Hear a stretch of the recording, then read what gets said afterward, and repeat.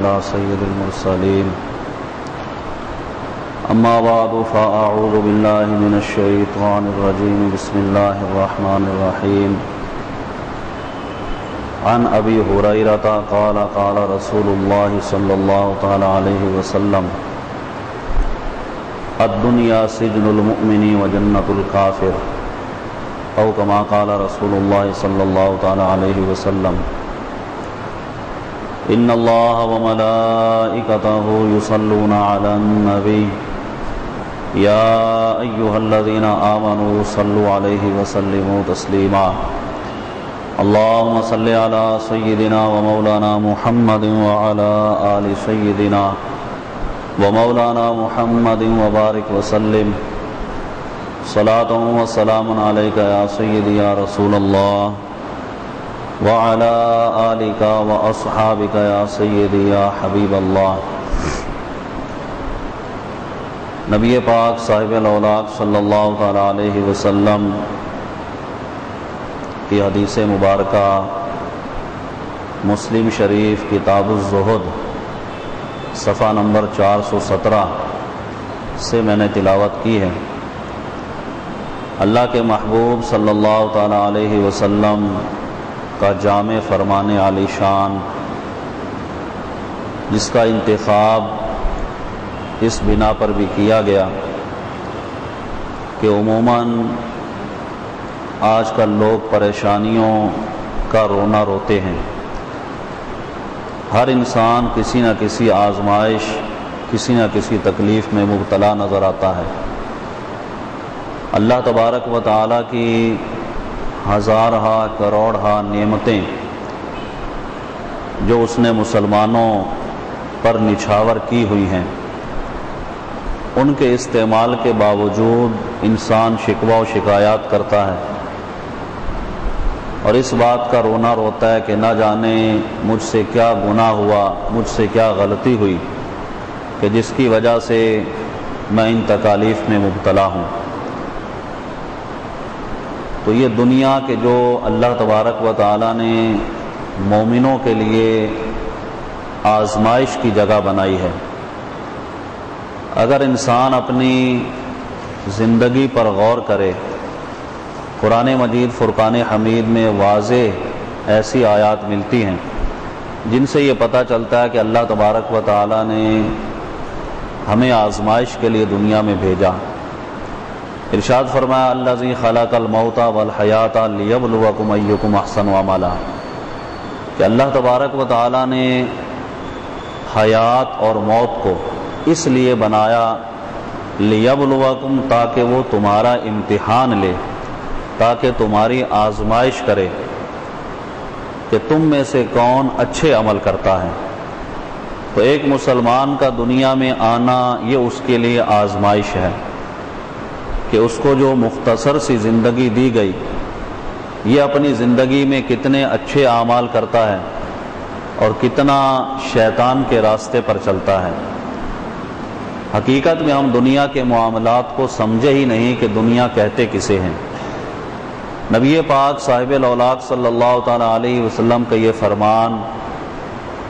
کہ سرکار ارشاد فرماتے ہیں کہ الدنیا سجن المؤمن، دنیا مومن کے لیے قید خانہ ہے، وجنت الکافر، اور کافر کے لیے دنیا جنت ہے۔ تو اب قید خانے کا تصور نبی کریم صلی اللہ تعالی علیہ وسلم نے کس بنا پر پیش کیا کہ عموماً انسان قید خانے کا نام سن کر گھبراہٹ کا اظہار کرتا ہے کہ یہ اس کے لیے ایسی تکلیف دہ جگہ ہے۔ اگرچہ قید خانے کے اندر اسے بہترین جگہ پر بھی رکھا جائے، لیکن کوئی بھی شخص قید تنہائی پسند نہیں کرتا، اور وہ یہ چاہتا ہے کہ میں اس قید خانے سے دور رہوں۔ دنیا کی مثال نبی کریم صلی اللہ تعالی علیہ وسلم نے دی کہ یہ گویا مومنوں کے لیے قید خانہ ہے اور کافروں کے لیے یہ جنت ہے۔ اور مومن کے لیے قید خانے کی تشبیہ اس بنا پر دی گئی کہ وہ اس قید سے چھٹکارا حاصل کر کے جب آخرت میں پہنچے گا تو آخرت میں اس کے لیے اللہ تبارک و تعالیٰ نے جنت کی نعمتیں تیار کی ہوئی ہیں۔ تو غرض یہ کہ دنیا اس کے لیے قید خانہ کہ یہ آزمائش کی جگہ ہے، یہ امتحان کی جگہ ہے کہ یہاں اسے آزمائش اور امتحانات کے اندر مبتلا کیا جائے گا۔ اب یہ دیکھا جائے گا کہ وہ آزمائش میں پورا اترتا ہے یا نہیں، ان امتحانات کو وہ صحیح طریقے سے اللہ تبارک و تعالیٰ کی رضا کے مطابق کامل ترین طریقے سے مکمل کرتا ہے یا نہیں۔ تو گویا کہ دو ہی صورتیں ہیں، یا دنیا ہے یا آخرت ہے، درمیان میں برزخ کا معاملہ رکھا گیا، قبر کا معاملہ رکھا گیا۔ یہ بھی مومنین کے لیے آسان سے آسان تر ہے، یہاں تک کہ احادیث مبارکہ کا مفہوم ہے کہ مومن جس نے اپنی کامیاب زندگی گزاری، جس نے اللہ تبارک و تعالی اور اس کے محبوب صلی اللہ تعالیٰ علیہ وسلم کی اطاعت میں اپنی زندگی گزاری، تو وہ جب مر جاتا ہے، دنیا سے چلا جاتا ہے، اسے قبر میں رکھ دیا جاتا ہے، تو اس کے بعد آپ دیکھیں کہ اب سے پہلے کتنے ہی لوگ موت کا شکار ہو چکے، ہزاروں برسوں سے یہ سلسلہ چلتا آ رہا ہے، اور اب کے بعد نہ جانے کتنے لوگ اس دنیا سے جائیں گے، پھر اس کے بعد قیامت قائم ہوگی۔ تو یہ اتنا طویل عرصہ جو ہے مومن کے لیے احادیث مبارکہ کا مفہوم ہے کہ اتنا ہی وقت ہوگا کہ گویا کہ جب اسے قیامت کے دن اٹھایا جائے گا تو وہ یہ کہے گا کہ ابھی تو میں سویا تھا، ابھی مجھے اٹھا رہے ہیں، تو یہ اسے مختصر سا وقت لگے گا۔ تو غرض یہ کہ ایک تو دنیا اور ایک آخرت، یہ اللہ تبارک و تعالیٰ نے دو گھر بنائے ہیں، اور دنیا اس کو فنا ہے، آخرت اس کو بقا ہے کہ یہ ہمیشہ رہنے والی۔ اللہ کے محبوب صلی اللہ تعالیٰ علیہ وسلم نے اسی لیے ارشاد فرمایا کہ آخرت جو ہے حقیقتاً یہی مومن کی جنت ہے۔ تو اگر ہم دیکھیں اور غور و فکر کریں تو دنیا اور آخرت کے معاملات ہر شخص کے سامنے ہیں، مومن اور کافر کا معاملہ بھی ہر شخص کے سامنے ہے۔ نبی پاک صاحب الاولاق صلی اللہ تعالیٰ علیہ وسلم سے بڑھ کر اللہ کا محبوب کون ہوگا؟ وہ ہستی کہ جن کے لیے اس کائنات کو سجایا گیا، جن کے لیے اس کائنات کو بنایا گیا۔ اللہ کے محبوب صلی اللہ تعالیٰ علیہ وسلم پر کیسی آزمائشیں، کیسی تکالیف آتی تھیں، یہ اگر موازنہ کرنا چاہیں تو فرعون کے جس نے انا ربکم الاعلی کہا کہ معاذ اللہ میں تمہارا سب سے بڑا خدا ہوں، اور 400 سال تک وہ یہ نعرہ لگاتا رہا، لیکن اس کے سر میں درد تک نہیں ہوا، ایسی چھوٹی سی آزمائش میں بھی مبتلا نہیں ہوا۔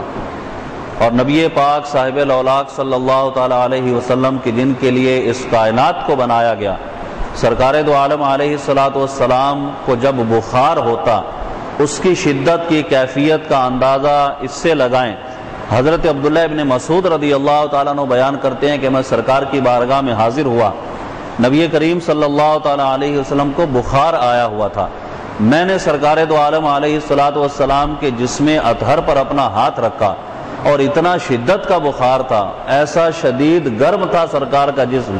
میں نے عرض کیا یا رسول اللہ صلی اللہ تعالیٰ علیہ وسلم، آپ کو تو بہت تیز بخار ہے۔ تو سرکار نے ارشاد فرمایا کہ مجھے 2 آدمیوں کے برابر بخار میں مبتلا کیا جاتا ہے، یعنی جتنے 2 آدمی اس شدت کو برداشت کریں تو اتنا مجھے برداشت کرنے کے لیے یہ بخار دیا جاتا ہے۔ حضرت عبداللہ بن مسعود کہتے ہیں کہ میں نے عرض کیا یا رسول اللہ صلی اللہ تعالیٰ علیہ وسلم، شاید اس بنا پر کہ اللہ تبارک و تعالیٰ نے آپ کا ثواب بھی دگنا رکھا ہے۔ تو سرکار نے ارشاد فرمایا کہ ہاں، اسی بنا پر اللہ تبارک و تعالیٰ نے مجھے اس طرح سے بخار میں مبتلا کیا۔ تو ایک طرف وہ دیکھے آپ کافر کا معاملہ کہ جس کے سر میں درد تک نہیں ہوتا، اور ایک طرف نبی پاک صاحب الاولاق صلی اللہ تعالیٰ علیہ وسلم کی جن کے لیے پوری کائنات کو تخلیق کیا گیا، ان پر جب آزمائشیں آتی ہیں، ان پر امتحانات آتے ہیں، تو ان پر کیسے کڑے امتحانات اور شدت کی تکالیف آتی ہیں۔ تو ہمیں تو نبی پاک صاحب الاولاق صلی اللہ تعالیٰ علیہ وسلم کی ذات کو ہی سامنے رکھنا چاہیے کہ سرکار کی سیرت جو ہے وہ بہترین نمونہ ہے ایک مسلمان کے لیے، کہ اگر کوئی آزمائشیں، کوئی تکالیفیں دنیا کے اندر ایک مسلمان پر آ جاتی ہیں تو ان سے گھبرائے نہیں، اللہ تبارک و تعالیٰ کی طرف سے ان آزمائشوں پر صبر کرے کہ یہ صبر کرنا اس کے لیے آخرت میں بہت بڑے اجر و ثواب کا باعث بنے گا۔ حجت الاسلام سیدنا امام محمد غزالی رحمۃ اللہ تعالیٰ علیہ فرماتے ہیں کہ اللہ تبارک و تعالیٰ کے ایک نبی دریا کے کنارے کنارے چل رہے تھے، انہوں نے یہ دیکھا کہ 2 مچھیرے کھڑے ہیں مچھلیاں پکڑنے کے لیے، ایک شخص نے اپنا جال اس دریا کے اندر ڈالا اور اللہ کا نام لے کر ڈالا کہ اس کے اندر مچھلیاں آ جائیں، دوسرا شخص تھا اس نے شیطان کا نام لے کر جال ڈالا۔ امام غزالی رحمۃ اللہ تعالی علیہ فرماتے ہیں کہ اللہ کے اس نبی نے یہ دیکھا کہ جس نے اللہ کا نام لے کر جال ڈالا تھا، جب باہر نکالا تو اس میں ایک بھی مچھلی موجود نہیں ہے، اور جس نے شیطان کا نام لے کر جال ڈالا تھا اس نے جب باہر نکالا تو مچھلیوں سے بھرا ہوا۔ اللہ تبارک و تعالیٰ کی بارگاہ میں اس نبی نے یہ عرض کیا کہ یا اللہ یہ کیا معاملہ ہے؟ رب کریم نے فرشتوں کو حکم دیا کہ ان دونوں کے بعد کے احوال ان پر ظاہر کر دو کہ آخرت میں ان کا کیا معاملہ ہوگا۔ اللہ کے نبی نے ملاحظہ کیا کہ جس شخص نے رب کا نام لے کر جال ڈالا تھا اس کا جال مچھلیوں سے خالی تھا، اس پر یہ آزمائش آئی، اس پر یہ تکلیف آئی، اس کا دل بھی دکھا کہ میرے جال میں کوئی مچھلی نہیں آئی۔ جب اس کا مقام آخرت میں اللہ کے نبی نے دیکھا تو یہ دیکھا کہ جنت میں عالی شان مکان اس کے لیے بنا ہوا ہے، بہترین قسم کا مکان بنا ہوا ہے جس میں اس آدمی کے لیے رہائش رکھی جائے گی۔ اور پھر اس کافر کے آخر کا معاملہ آپ نے ملاحظہ کیا کہ اس کو جب دیکھا تو وہ جہنم کی آگ میں جل رہا ہے۔ تو اللہ کی بارگاہ میں عرض کیا کہ مالک و مولا میں تیری تقسیم پر راضی ہوں کہ دنیا میں جس طرح جو تو نے سب کو عطا فرمایا اس کے معاملات، اس کے بھید تو ہی جانتا ہے کہ جس کو جو عطا کیا وہ بہتر عطا کیا۔ تو یہ سب چیزیں ایک مومن کے لیے صبر کرنے اور اللہ تبارک و تعالیٰ کی نعمتوں پر شکر کرنے کا باعث بنتی ہیں کہ ہمارے سامنے جب نبی پاک صاحب الاولاد صلی اللہ تعالیٰ علیہ وسلم کی سیرت کے معاملات آتے ہیں، جب ہم سرکار دو عالم علیہ الصلوۃ والسلام کے صحابہ کرام علیہم رضوان پر جو آزمائشیں آئیں ان کو دیکھتے ہیں تو ان کو دیکھ کر ایک مسلمان کی ڈھارس بنتی ہے کہ اللہ تبارک و تعالیٰ نے یہ اگر مسلمان کو کسی آزمائش میں مبتلا بھی کیا تو یہ اس کے لیے برا نہیں ہے، بلکہ اس کے لیے دنیا و آخرت میں اجر و ثواب کا باعث ہے۔ حدیث میں تو یہاں تک ارشاد فرمایا کہ اگر کسی مومن کو کانٹا تک چبھ جاتا ہے، چل رہا تھا پاؤں میں کانٹا چبھ گیا، ٹھوکر لگ گئی، کسی بھی ذرا سی تکلیف میں مبتلا ہو گیا، سرکار ارشاد فرماتے ہیں کہ اس کے سبب سے بھی اللہ اس کے گناہوں کو معاف فرما دیتا ہے۔ تو اب یہ کہ یہ بندہ مومن جب دنیا سے جائے گا گناہوں سے پاک و صاف ہو چکا ہوگا۔ حضرت انس رضی اللہ تعالیٰ عنہ کی حدیث ہے، نبی کریم صلی اللہ تعالیٰ علیہ وسلم نے فرمایا، حدیث کا مضمون ہے کہ مومن جو ہے وہ جب کوئی نیکی کرتا ہے تو اس نیکی کا بدلہ اسے دنیا میں بھی دیا جاتا ہے اور آخرت میں بھی اللہ تبارک و تعالیٰ اس کا اجر و ثواب عطا فرمائے گا۔ اور اس کے شواہد آپ دنیا میں دیکھتے ہیں کہ جب کوئی بندہ نیکی کی طرف گامزن ہوتا ہے، نمازوں کی پابندی کرتا ہے، اللہ تبارک و تعالیٰ کی رضا کے کام کرتا ہے، تو اللہ تبارک و تعالیٰ اس پر اپنی برکتوں کے دروازوں کو کھول دیتا ہے، اس پر اپنی رحمتیں نچھاور کرتا ہے۔ یہ بندہ تکالیف سے بھی بچتا ہے، آسانیاں بھی اسے ملتی ہیں، اور اگر کبھی آزمائش کے طور پر تکلیف میں مبتلا ہوتا بھی ہے تو اللہ اسے صبر کی توفیق عطا فرما دیتا ہے۔ تو گویا کہ یہ بندہ مومن جب نیکیاں کرتا ہے تو اللہ تبارک و تعالیٰ اس کا بدلہ دنیا میں بھی اسے دیتا ہے، اور یہ نہیں کہ دنیا میں مل گیا تو آخرت میں نہیں ملے گا، آخرت میں بھی اس کے لیے اجر و ثواب تیار کیا ہوا ہے۔ اور کافر شخص جو ہے جب وہ کوئی اچھا کام کرتا ہے، بے شمار کفار کو بھی آپ دیکھتے ہیں کہ وہ لوگوں کی بھلائی کا کام کر دیتے ہیں، بعض بد مذہب لوگ بڑا بڑا بھلائی کا کام کرتے ہوئے نظر آتے ہیں، تو اب ہوتا کیا ہے کہ ان کا بدلہ ان کو دنیا میں دے دیا جاتا ہے۔ وہ اللہ کی جو نعمتیں استعمال کر رہے ہیں، ہوا، پانی، یہ سب اللہ کی نعمتیں ہیں، اور ان نعمتوں پر بھی اس کا شکر ادا کرنا چاہیے۔ بندہ ذرا غور کرے کہ تھوڑی دیر کے لیے ہوا بند ہو جائے تو انسان کا سانس لینا مشکل ہو جائے۔ اللہ تبارک و تعالیٰ کی ایسی ایسی نعمتیں جو اس نے کافروں کو بھی دی ہیں، مومنوں کو بھی دی ہیں، ہر شخص کو دی ہیں، تو گویا کہ ان کافروں کو یہ نعمتیں دنیا میں جب ملتی ہیں اور دنیا میں اس کا بدلہ دے دیا جاتا ہے، جب وہ مرتے ہیں تو آخرت میں ان کے لیے کوئی اجر و ثواب نہیں رکھا گیا، وہ آخرت میں دوزخ کا ایندھن بنیں گے، دوزخ کے اندر جائیں گے۔ لیکن مومن کی یہ شان بیان کی گئی کہ دنیا میں بھی اجر و ثواب پاتا ہے، دنیا میں بھی نیکیوں کا بدلہ ملتا ہے، اور مرنے کے بعد قبر میں بھی اس کے لیے راحتیں ہیں، اور جب حشر کے میدان میں اٹھے گا تب اللہ تبارک و تعالیٰ نے اس کے لیے جنت کی نعمتیں تیار کی ہیں، اور وہ نعمتیں ایسی کہ جن کا انسان تصور بھی نہیں کر سکتا۔ یعنی صرف مثالیں دے کر سمجھایا گیا جنت کی نعمتوں کے بارے میں، لیکن اس کے بارے میں کوئی تصور اور غور و فکر بھی نہیں کر سکتا کہ وہ کیسی نعمتیں ہوں گی۔ اور یہ تھوڑی سی زندگی جو ہمیں ملی ہے، اس پر اگر غور و فکر کریں تو اب انسان جوانی میں ہے، اس کے بعد بڑھاپا، اعضاء انسان کے کمزور ہو جاتے ہیں۔ غرض یہ کہ انسان کی اپنی حیات میں تغیر و تبدل آتا ہے، ایک جیسا وقت اس پر نہیں رہتا، اور اسی طرح کبھی اس پر آسانی ہے تو کبھی تنگی ہے، کبھی مشکلات کا شکار ہے تو کبھی اس پر جو ہے وہ مطلب فراخی ہے۔ لیکن مسلمان کی شان یہ ہے کہ وہ اس دنیا کو باقی دنیا نہیں سمجھتا بلکہ فنا ہونے والی دنیا سمجھتا ہے، اور یہ سمجھتا ہے کہ مجھے یہ تھوڑا سا وقت جو اس دنیا میں گزارنے کے لیے دیا گیا، یہ بطور آزمائش، بطور امتحان دیا گیا، مجھے اللہ تبارک و تعالیٰ کی بارگاہ میں پیش ہونا ہے، وہاں اپنے اعمال کا حساب دینا ہے۔ تو اس اپنی زندگی کے تغیر و تبدل پر بھی اگر انسان غور کرے، امام یافعی رحمۃ اللہ تعالیٰ علیہ روض الریاحین میں ایک روایت نقل کرتے ہیں کہ حضرت عبداللہ ابن مالک ابن دینار یہ کسی مقام پر جا رہے تھے، اور جاتے جاتے انہوں نے دیکھا کہ بادشاہ کی لونڈی کی سواری جا رہی ہے، جاریہ اس کی جو تھی وہ سواری پر سوار تھی، زرق برق لباس پہنے ہوئے، اور اس کے ساتھ خدام کا میلہ لگا ہوا ہے، اور یہ سواری مطلب بہترین انداز میں جا رہی تھی۔ حضرت مالک ابن دینار رضی اللہ تعالیٰ عنہ انہوں نے جب اس سواری کو دیکھا، اس لونڈی کو دیکھا کہ بہترین لباس میں ملبوس ہے، اور مطلب ہے کہ اس طریقے سے شان و شوکت کے ساتھ جا رہی ہے، آپ کو یہ اس کے ٹھاٹھ باٹھ دیکھ کر اور آخرت کے معاملات کو دیکھ کر غیرت آئی، آواز دی، ارشاد فرمایا کہ اے لونڈی، کیا تیرا مالک تجھے بیچنا چاہتا ہے؟ وہ تجھے فروخت کرے گا؟ تو لونڈی نے جب غور و فکر کیا، دیکھا ایک بزرگ آدمی کی طرف کہ بالکل مطلب لباس ان کا ایسا کہ جس میں کوئی شان و شوکت کا اظہار نہیں، اور وہ یہ چاہ رہے ہیں کہ مجھے خریدیں، ان کے پاس اتنا مال کہاں کہ مجھے خرید سکتے ہیں۔ تو اس لونڈی نے کہا کہ کیا تم مجھے خرید لوگے؟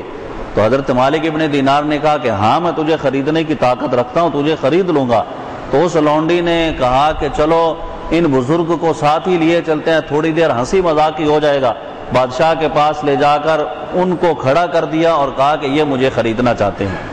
اب بادشاہ نے حضرت مالک ابن دینار کی طرف دیکھا اور کہا کہ تم نے یہ کہا کہ اس لونڈی، اس جاریہ کو خریدنا چاہتے ہو؟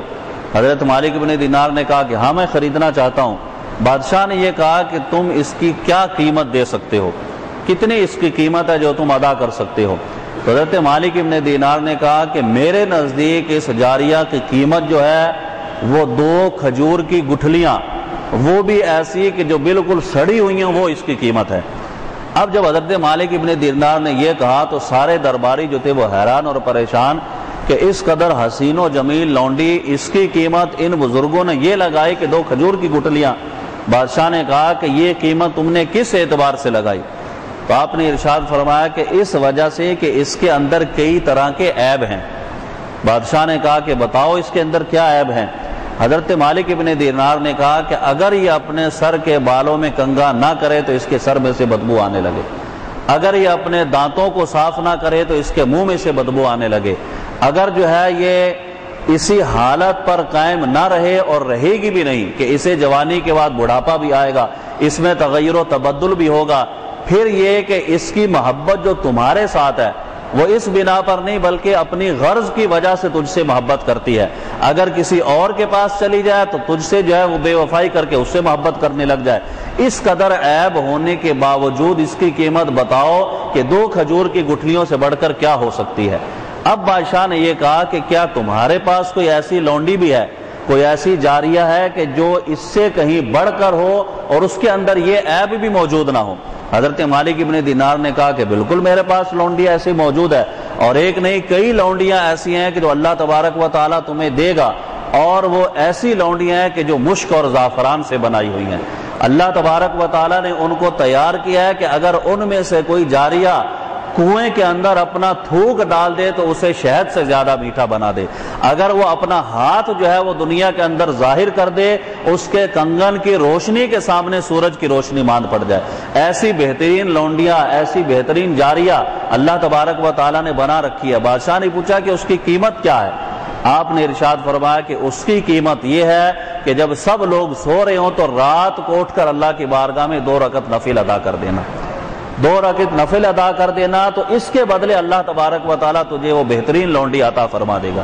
اگر تو کہیں جا رہا ہو، راستے میں دیکھے کہ کوئی تکلیف دہ چیز ہے جس سے مسلمان کو نقصان ہوگا اس کو راستے سے ہٹا دینا، یہ اس لونڈی کی قیمت ہے کہ مسلمان کے ساتھ تو نے خیر خواہی کر دی، اللہ تجھے وہ لونڈی عطا فرما دے گا۔ اس لونڈی کی قیمت یہ ہے کہ جب تو کھانا کھانے لگے تو بھوکوں کو بھی یاد کر لینا، ان کے کھانے کا بھی کبھی انتظام کر دینا، اس کے بدلے میں اللہ تجھے وہ لونڈی عطا فرما دے گا۔ غرض یہ کہ اللہ کی اطاعت و عبادت کرے گا تو اللہ تبارک و تعالیٰ تجھے وہ لونڈی عطا فرما دے گا جو اس نے مشک اور زعفران سے بنا رکھی ہے۔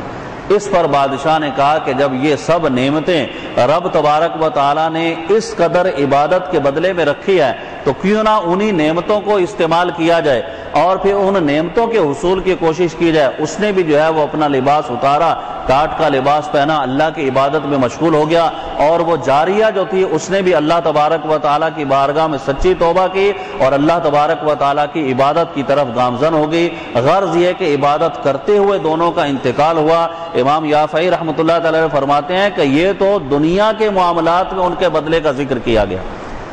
لیکن اللہ تبارک و تعالیٰ نے عبادت کا حقیقی اجر تو کل قیامت میں بندے کو عطا کرنا ہے کہ ہم جو نماز پڑھتے ہیں، روزے رکھتے ہیں، جو عبادات کرتے ہیں، ان کے ظاہری ثمرات ہم دیکھتے ہیں کہ اللہ تبارک و تعالیٰ بندے سے خوش ہوتا ہے، اس پر اپنی رحمتوں کے دروازے کھولتا ہے، حالانکہ اس رب کریم کو ہماری عبادت کی کوئی حاجت نہیں ہے۔ اگر کوئی شخص نماز نہ پڑھے، اپنی زندگی گناہوں میں گزار دے تو اللہ کا کوئی کچھ نہیں بگاڑ سکتا۔ اگر ہم ساری زندگی عبادتوں میں لگے رہے تو اس کو کوئی فائدہ نہیں پہنچا سکتا۔ یہ ہم اپنے فائدے کے لیے ہی کرتے ہیں اور اللہ کی رضا کے لیے کرتے ہیں کہ ہم اگر نیک عمل کریں گے ہمارا رب ہم سے راضی ہوگا، اور اگر دیکھا جائے تو اللہ تبارک و تعالی ہمارا مالک ہے، ہم اس کے بندے ہیں۔ مالک جو حکم دے تو غلام کو وہ کام کرنا پڑتا ہے، لہذا اس کا حکم مانتے ہوئے یہ کام کریں گے وہ ہم سے راضی ہوگا۔ جب راضی ہوگا تو دنیا بھی بندے کے لیے فراخی ہوگی، آخرت میں بھی اس کے لیے کشادگی ہوگی۔ تو غرض یہ ہے کہ دنیا کے بعد جو آنے والا معاملہ ہے اس کی طرف مومن کی نظر ہوتی ہے۔ اب کبھی اس پر جو دنیا میں آزمائش آ جاتی ہے تو نبی پاک صاحب الاولاق صلی اللہ تعالیٰ علیہ وسلم کے اس فرمان کی طرف نظر رکھے کہ دنیا مومن کے لیے قید خانہ ہے، تو قید خانے میں تو آزمائشیں ہیں، تکلیفیں ہیں، طرح طرح کے معاملات ہیں، اور جب اس دنیا سے جائے گا تو پھر اس کے بعد اس کے لیے جنت ہے۔ اور دوسری بات یہ ہے کہ کافر کو دیکھ کر، کسی ایسے شخص کو دیکھ کر کہ جس کے پاس کثیر مال و دولت ہو، یہود و نصارہ کو دیکھ کر کہ وہ مطلب کہیں بڑی بڑی بلڈنگوں میں رہ رہے ہیں، ان کے پاس بہت مال و دولت کی کثرت ہے، یا امریکہ یورپ کے معاملات کو دیکھ کر یہ اپنا دل تنگ نہ کرے کہ کافروں کے پاس اتنا مال ہے۔ یہ ارشاد فرمایا سرکار نے کہ کافروں کے لیے دنیا جنت ہے اور مرنے کے بعد ان کے لیے کچھ بھی نہیں ہے، اور مومن کی نظر جو ہے وہ تو آخرت پر ہے۔ لہٰذا یہ بھی ہوتا ہے کہ بعض اوقات دنیا میں بھی مومن کو عطا کیا جاتا ہے۔ مثال کے طور پر آپ دیکھتے ہیں کہ ایک سچا مومن ہے، نمازی، پابند، پرہیزگار آدمی ہے، اس کے پاس بھی بہت مال و دولت ہے، اللہ نے اسے عطا فرمایا، لیکن آخرت کے اعتبار سے پھر بھی اس کے لیے قید خانہ ہے۔ جیسا کہ نبی کریم علیہ الصلوۃ والسلام کی حدیث مبارکہ ہے، مشکاۃ شریف میں حدیث موجود ہے کہ کل بروز قیامت دو بندے رب کی بارگاہ میں پیش کیے جائیں گے۔ ایک وہ کہ جو دنیا کے اندر تکالیف ہی تکالیف میں مبتلا رہا، بہت زیادہ تکالیف میں اس نے اپنی زندگی گزاری، جیسا کہ بعض اوقات آدمی یہ سوچتا ہے کہ میں اتنے عرصے سے تکالیف میں مبتلا ہوں، نہ جانے میری تکالیف دور کیوں نہیں ہوتی، مجھ پر اتنی آزمائشیں ہیں، یہ آزمائشیں ختم کیوں نہیں ہوتی۔ اسے اللہ تبارک و تعالیٰ کا شکر ادا کرتے رہنا چاہیے اور اپنی تکالیف پر، آزمائشوں پر صبر بھی کرتے رہنا چاہیے کہ بعض اوقات اللہ تبارک و تعالیٰ کو اس کا یہ تکالیف میں رہنا یہ اس اعتبار سے پسند ہوتا ہے کہ یہ اس کے لیے اچھا اور بہتر ہے۔ حضرت سیدنا موسیٰ کلیم اللہ علیہ نبینا وعلیہ الصلوۃ والسلام ایک مرتبہ اللہ تبارک و تعالیٰ سے کلام کرنے کے لیے تشریف لیے جا رہے تھے، اور جب صحرا میں سے گزرنے لگے تو آپ کو ایک شخص نے آواز دی۔ آپ جب اس آواز کی طرف متوجہ ہوئے تو دیکھا کہ ایک آدمی ریت کے اندر دبا ہوا ہے، صرف اس کا یہ اوپر کا حصہ جو تھا ریت سے باہر تھا۔ تو آپ اس کی طرف گئے تو اس نے کہا کہ اے اللہ کے نبی، چاہیے تو یہ تھا کہ میں آپ کی بارگاہ میں حاضر ہوتا اور آپ کی بارگاہ میں آ کر آپ سے بات کرتا، لیکن چونکہ میرے پاس اپنا ستر چھپانے کے لیے دو کپڑے بھی موجود نہیں ہیں، لہذا ریت سے میں نے اپنا جسم چھپایا ہوا ہے۔ آپ اللہ سے کلام کرنے کے لیے جا رہے ہیں، اللہ کی بارگاہ میں یہ کہیے گا کہ مجھے بھی کچھ دنیا عطا کر دے تاکہ میں بھی فراخی کے اندر اپنی زندگی گزاروں۔ حضرت سیدنا موسیٰ علیہ نبینا علیہ الصلوۃ والسلام نے ارشاد فرمایا کہ اچھا، میں اللہ کی بارگاہ میں عرض کروں گا۔ جب رب تبارک و تعالیٰ سے ہم کلامی کا شرف حاصل ہوا تو حضرت موسیٰ علیہ نبینا علیہ الصلوۃ والسلام نے عرض کیا کہ اے مالک مولا تیرا فلاں بندہ اس طریقے سے عرض کر رہا تھا کہ اسے بھی کچھ دنیا دے دی جائے، اسے بھی جو ہے وہ کچھ مال دے دیا جائے۔ اللہ تبارک و تعالیٰ نے ارشاد فرمایا کہ اے موسیٰ اس کو جس حال میں نے رکھا ہے اس کے لیے وہی بہتر ہے۔ حضرت سیدنا موسیٰ علیہ نبینا علیہ الصلوۃ والسلام نے پھر عرض کیا کہ یا اللہ وہ بہت اصرار کر رہا تھا، اسے تو عطا فرما دے۔ تو اللہ تبارک و تعالیٰ نے ارشاد فرمایا کہ اے کلیم تمہارے کہنے پر اب اسے میں دنیا دیتا ہوں، اسے بتا دو جا کر کہ اسے دنیا ملے گی۔ آپ واپس آئے، اسے بتا دیا کہ تیرے لیے دنیا کی کشادگی ہے۔ اللہ تبارک و تعالیٰ نے اسے مال عطا کیا۔ اب جب اس کے پاس مال آیا تو مال آنے کے بعد شراب میں بھی مبتلا ہوا، ڈاکے بھی ڈالنے لگا، زناکاری میں بھی مبتلا ہوا، اور بالآخر جرائم کے اندر پھنس کر اسے سولی پر چڑھایا جانے لگا۔ سولی پر لٹکا ہوا تھا، ابھی سولی نہیں دی گئی تھی کہ حضرت موسیٰ علیہ نبینا علیہ الصلوۃ والسلام گزرے، دیکھا کہ یہ تو وہی شخص ہے۔ آپ نے ارشاد فرمایا کیا معاملہ ہوا؟ عرض کیا کہ اے اللہ کے نبی جس حال میں تھا کہ میرے جسم پر 2 چیتڑے نہ تھے، میرے لیے وہی حال بہتر تھا، آج میں کفر کی حالت میں دنیا سے جا رہا ہوں۔ تو اللہ تبارک و تعالیٰ بندے کو جو کچھ بھی دیتا ہے اس کے اعتبار سے اسے بہتر ہی دیتا ہے۔ ہم یہ سمجھتے ہیں کہ شاید ہم پر کوئی معاذ اللہ نا انصافی کا معاملہ ہے یا ہمارے ساتھ کوئی اتنا معاملہ ہو رہا ہے۔ بندہ یہ سوچے کہ رب تبارک و تعالیٰ ہم سے زیادہ ہمارے معاملات کو جانتا ہے۔ ہم نہیں سمجھتے کہ ہمارے لیے کس چیز میں بہتری ہے، لیکن رب یہ جانتا ہے کہ میرے بندے کی بہتری کس چیز میں ہے۔ تو بعض اوقات انسان بہت زیادہ آزمائشوں میں بھی آ جاتا ہے، تکلیف میں آ جاتا ہے، تو اس سے گھبرائے نہیں، اللہ کا شکر ادا کرتا رہے، نمازوں کی پابندی کرتا رہے، کہ ایسا نہ ہو کہ چند دن نمازیں پڑھی اور اس کے بعد اس نے چھوڑ دی، ترک کر دی کہ اب جو میرا کام تو پورا ہوتا ہی نہیں۔ کہ بعض اوقات اللہ تبارک و تعالیٰ کو یہ بندہ بہت محبوب ہوتا ہے۔ اس حدیث کے بارے میں ابھی عرض کرتا ہوں کہ وہ 2 آدمی جو اللہ کی بارگاہ میں پیش ہوں گے، آپ یہ دیکھیں کہ جب کسی پر آزمائشیں آتی ہیں وہ اللہ کی راہ میں جو ہے وہ تکالیف اٹھاتے ہوئے اپنی عبادات کو بھی ترک نہیں کرتا، تو اللہ کو یہ بندہ کتنا پیارا ہے، یعنی رب تبارک و تعالیٰ اس بندے سے کتنی محبت کرتا ہے کہ ایک عبادت گزار شخص، بزرگوں نے یہ واقعہ لکھا، رات کو اٹھ کر اللہ کی بارگاہ میں عبادت کر کے گریہ وزاری کر رہا ہے کہ یا اللہ میرا یہ فلاں کام ہے، یہ پورا نہیں ہو رہا، تو کرم فرما کہ میرا یہ کام پورا ہو جائے۔ دوسرے دن بھی رات کو اسی طرح گریہ وزاری کر رہا ہے، تیسرے دن بھی اسی طرح گریہ وزاری کر رہا ہے۔ غرض یہ کہ اسے کئی دن گزر گئے اسی طرح رب کی بارگاہ میں گریہ وزاری کرتے ہوئے اور اپنی اس حاجت کا سوال کرتے ہوئے کہ یا اللہ میری حاجت پوری کر دے۔ اب اللہ تبارک و تعالیٰ کی طرف سے بعض اوقات یہ معاملات ہوتے ہیں، جیسے ہم لوگ یہ سمجھتے ہیں کہ ہم یہ دعا مانگیں کہ یا اللہ بس مجھے مکان مل جائے، تو ہماری دعا قبول ہی ہو کہ دوسرے دن ہی مکان مل جائے۔ یہ بعض اوقات انسان کی سوچ ہوتی ہے، لیکن یہ کہ اللہ دعا کو قبول فرماتا ہے، مومن کی دعا کو، اور قبولیت کا مطلب یہی نہیں ہوتا کہ جو چیز ہم نے مانگی اسی طرح دے دی گئی۔ بعض اوقات وہ دعا یوں قبول ہوتی ہے کہ بندے کا گناہ معاف ہو جاتا ہے، بعض اوقات یوں قبول ہوتی ہے کہ آخرت میں اس کا اجر و ثواب اسے ملے گا۔ اور یہ تو حدیث میں ارشاد فرمائے گا کہ جب آخرت میں بندہ اپنی ان دعاؤں کو دیکھے گا کہ جو دنیا میں ظاہری طور پر قبول نہ ہوئی، یعنی اس کا اثر ظاہر نہ ہوا، تو ان دعاؤں کا جب اجر و ثواب دیکھے گا تو یہ کہے گا کاش دنیا میں میری کوئی بھی دعا قبول نہ ہوئی ہوتی اور سب کا بدلہ مجھے یہی مل جاتا، کہ وہاں تو بہت زیادہ اجر و ثواب دیا جائے گا۔ غرض یہ ہے کہ وہ بندہ گریہ وزاری کر رہا ہے، اللہ کی بارگاہ میں حاجت کا سوال کر رہا ہے، لیکن اس کی حاجت پوری نہیں ہو رہی۔ ایک عورت کہ جو اپنی زندگی گناہوں میں گزار رہی ہے، اور یہ کہ لوگوں کے ساتھ اس کے معاملات ایسے کہ گناہوں کی بھی دعوت انہیں دیتی ہے، بدکار عورت ہے، اس نے جو ہے اس کو کوئی حاجت کوئی ضرورت پیش آئی، اللہ کی بارگاہ میں اس نے دعا کی، اللہ نے فرشتے کو حکم دیا کہ اس کی حاجت کو پورا کر دو، اس کی حاجت پوری کر دی گئی۔ اب اسی فرشتے نے رب کی بارگاہ میں عرض کیا کہ اے مالک و مولا تو کریم ہے، تو جس طرح جس کو عطا فرمائے تو عطا فرما سکتا ہے،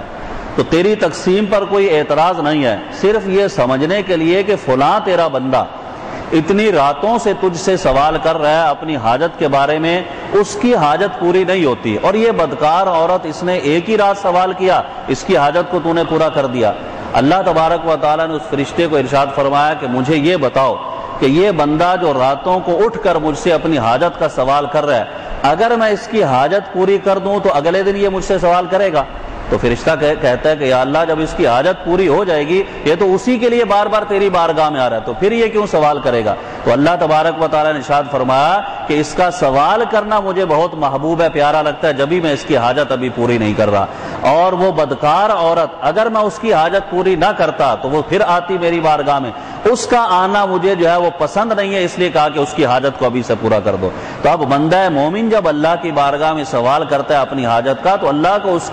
اس کا سوال کرنا بہت زیادہ محبوب ہے، پسند ہے، اس لیے بعض اوقات اس کی حاجت پوری کرنے میں دیر ہو جاتی ہے۔ تو نبی کریم صلی اللہ تعالیٰ علیہ وسلم نے یہ ارشاد فرمایا، حدیث کا مضمون ہے مشکات میں، کہ دو بندے جب اس طرح سے پیش کیے جائیں گے، جن میں سے ایک آدمی جو ہمیشہ آزمائش اور تکالیف میں رہا،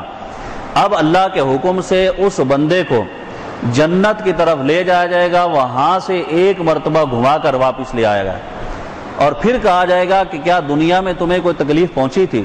تو جنت کی نعمتیں دیکھنے کے بعد یہ دنیا کی تکالیف تو ایسی کہ ان کا احساس تک اس سے جاتا رہے گا، جیسا کہ حدیث مبارکہ میں ارشاد فرمایا، سرکار ارشاد فرماتے ہیں کہ یہ دنیا آخرت کے مقابلے میں کیا ہے؟ فرمایا کہ جیسے کوئی آدمی سمندر میں اپنی انگلی ڈبوئے اور پھر اسے باہر نکالے، جتنا پانی اس کی انگلی پر لگے گا آخرت کے مقابلے میں دنیا صرف اتنی ہے، یعنی کچھ بھی اس کی حیثیت نہیں ہے، اصل تو آخرت ہے۔ تو یہ ارشاد فرمایا کہ جب وہ جنت کی نعمتیں دیکھے گا تو دنیا کی ساری تکلیفیں بھول جائے گا، یعنی جو ساری زندگی تکالیف میں مبتلا رہا۔ ایک تو وہ کہ کبھی کبھی اس پر آزمائشیں، ہم تو کبھی کبھی کی آزمائشوں پر بھی شکوہ شکایات کرتے ہیں، جو ساری زندگی تکالیف میں رہا لیکن اس نے صبر کیا، اسے جب جنت کی نعمتیں دکھا کر واپس لایا جائے گا، اس سے پوچھا جائے گا تو وہ کہے گا کہ مجھے تو دنیا میں کوئی تکلیف ہی نہیں آئی۔ اور جو شخص دنیا کے اندر فراخی میں رہا اور حالت کفر میں اس نے جو ہے وہ سارے معاملات دیکھے، اب جب جہنم کے اندر اسے ایک مرتبہ ڈالا جائے گا، پھر اس سے پوچھا جائے گا کیا تجھے کوئی راحت دنیا میں ملی تھی؟ کہے گا کہ دنیا میں مجھے کبھی بھی سکون اور آرام نہیں ملا، اس لیے کہ وہاں کی تکالیف ہی اتنی شدید اور سخت ہیں۔ تو یہ موازنہ نبی کریم صلی اللہ تعالیٰ علیہ وسلم نے اس اعتبار سے بھی کیا، قیامت تک کے لیے ہم لوگوں کو سمجھانے کے لیے کہ اے مومنو، آخرت پر نظر رکھو، دنیا صرف اتنی استعمال کرو جتنی اس کی ضرورت ہے، اللہ تبارک و تعالیٰ کی بارگاہ میں سوال کرتے رہو۔ یہ نہیں کہ انسان گھر پر بیٹھ جائے اور مطلب رزق کے لیے کوشش نہ کرے، اللہ کی بارگاہ سے رزق کا سوال کرو، وَاسْأَلُوا اللَّهَ مِن فَضْلِهِ، اس کے فضل و کرم کا سوال کرتے رہو، محنت بھی کرو، کوشش بھی کرو، بال بچوں کے لیے روزی بھی کماؤ، لیکن ساتھ ہی ساتھ تمہاری کوئی نماز بھی نہیں جانی چاہیے، اللہ کے جو احکام ہیں ان پر بھی صحیح طریقے سے عمل کرنا چاہیے۔ پھر دیکھو کہ یہ دنیا جو تمہارے لیے عارضی طور پر قید خانہ ہے، اللہ تبارک و تعالیٰ اس دنیا میں بھی تمہیں برکتیں عطا فرمائے گا، اور آخرت میں تو اس نے بہت بڑا اجر و ثواب تمہارے لیے تیار کر رکھا ہے۔ تو مومن کی یہ شان ہے کہ وہ دنیا کو بالکل عارضی اور فانی سمجھتا ہے، اور آخرت جو ہے وہ اس کے لیے باقی رہنے والی جگہ ہے، وہیں اس کے لیے سب انعامات ہیں۔ لیکن وہ بندہ کہ جو